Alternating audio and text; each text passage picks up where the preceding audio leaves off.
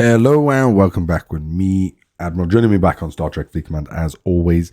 Thank you to all the new subscribers. We've only got, I believe, 14, 13, 12, I don't know, something like that to go to get to 1,000 subscribers. So help me out and hit that subscribe button. Today's episode is going to be about the new sort of mini patch, I take it.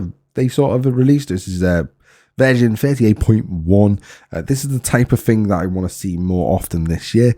This is the thing I was speaking about at the end of last year, where I want them to do sort of more mini patches, where it only releases maybe a few things in it at once, but they're more regular than the bigger patches that come pretty much once a month these days. It sort of is pretty much once a month these days, but maybe do a big patch every month, and then halfway through every month do a mini patch, which brings maybe 3, 4, or even 5 different or new things that they've bring to the game.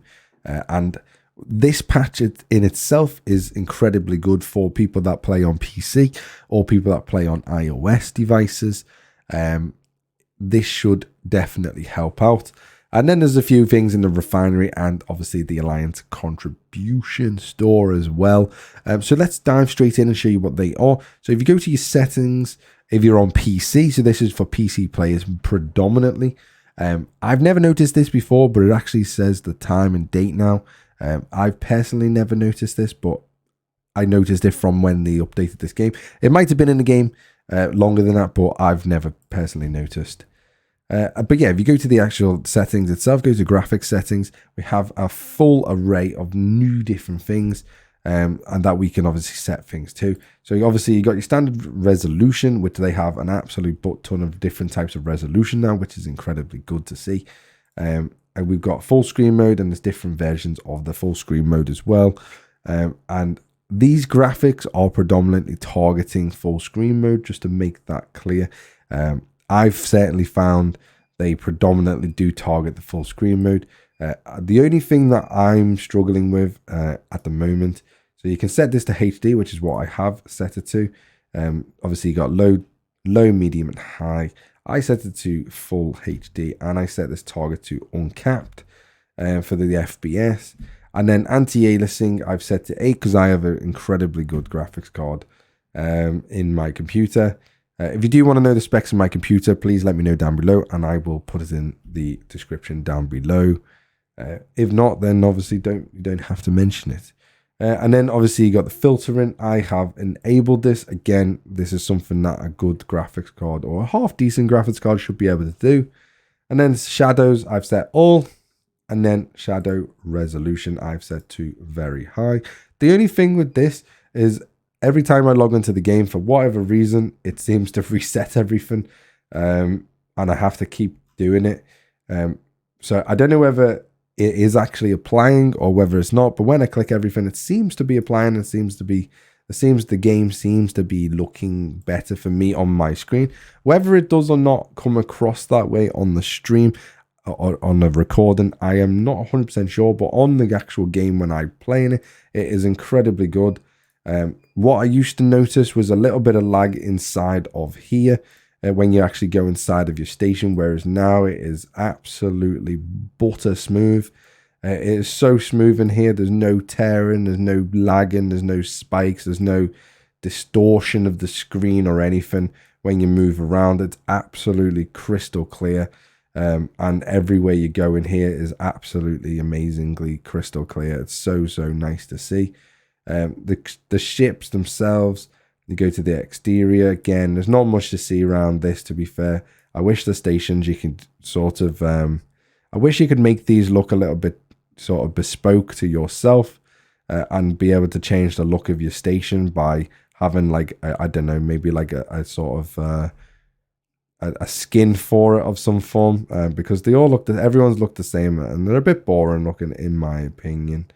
But yeah, looking at in terms of the ships themselves in this sort of quality, they do look really good, to be honest.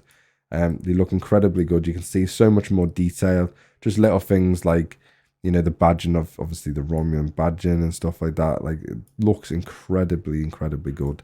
But yeah, so there's just little things like that. Another thing that they've introduced into the game is the bulk contributions. The way to do that is this little plus sign here. I believe this is for everyone as well. This is not just bespoke to PC or iOS.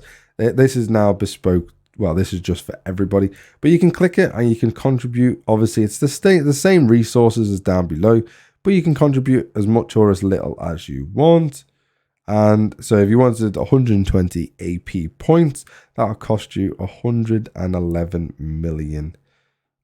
Obviously Parsdale in this case, or you can obviously do Trait 240 AP, or you can do Lat, and again 1800 is the limit for that one.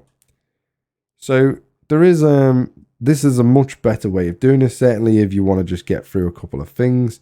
I'm hoping that, I don't know how exactly it's going to work when it comes to the events, because obviously certain events, when you hit the contribution button, it activates the event. I'm presuming it'll work the same way. So every time, so that's obviously one contribution. And then every time it reads, obviously another 6, another 6, another 6, another 6. Every time it goes up, it'll act as obviously a single contribution towards the event itself. I'm hoping that's the case, because if it is, then, you know, that should be the case. And then, yeah. So that's the bulk store. Sorry about that. Got frog in my throat. That's the bulk store itself. And then if you go into the refinery as well, the refinery tabs are now laid out in a much cleaner and more efficient way, in, again, much better look. It also gives them the room to add more things in here in the future down this left-hand side. Obviously, when we're going through this year, instead of having to scroll all the way across, you can just scroll. It'll all be on this left-hand panel, and you can just click through whichever tabs you need to unlock, or whichever tabs you want, and then you obviously are in that certain path for the refineries. And yeah, it's a much cleaner look, much better layout, easier to find everything. And yeah, it's something that I'm hoping, obviously, they're going to add more things in. I'm not entirely sure what they're thinking of adding. I haven't really got any ideas of what they could add. But yeah, I'm interested to know what all this added space is going to end up being used for in the future. As we know, we've got this collapsible thing as well. I know that wasn't from this patch, but just in case people haven't seen it or are not using it as of yet, you got a collapsible little thing here. So when you collapse it, just tells you the times that you've got left, rather than telling you all the information that you don't really need to know. And it saves you collapsing the whole thing completely. You can just leave it like that if you're still wondering on the times. Other than that, that has been the update that we've seen. iOS, I can't tell you really much about, other than the improved quality of the UI assets, supposedly. I can't really tell you much about it because I do not use Android. I do not use the iOS devices. So don't really know much about it. But I've gone through everything else. Hopefully it's been useful and an insight if you haven't seen these types of settings and stuff before. Other than that, have a good day, and I'll see you next time. Bye-bye for now.